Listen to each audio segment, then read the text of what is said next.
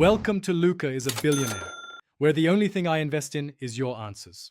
You start by confirming prerequisites. Device OS and app are current, and you have your login ready. Once done, enable background data so the system can deliver alerts reliably. Now, open the app and go directly to Settings, then Notifications. You do this because many push features depend on permissions and background processes. While in Settings, note any global toggle labeled Allow Push or Show Alerts. Leave it off until you complete the permission prompts that follow. Next, you grant the system-level permission. Tap Allow when the OS prompt appears, because without it the app cannot send push notifications.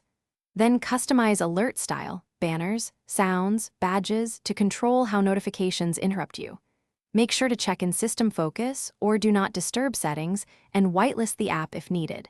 This matters because focused modes can silently block pushes.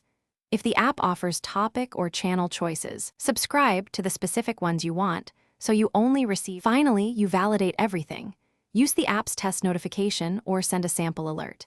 If you don't receive it, restart your device to refresh network and background services and confirm Wi-Fi or cellular data is active. If the problem continues, clear the app cache or reinstall the app to reset registration with the push service. One key troubleshooting tip: check whether battery saver or app restrictions are enabled. They often block background delivers, so disable those to restore notifications. Thanks for watching and please subscribe. It's the best investment you'll ever make.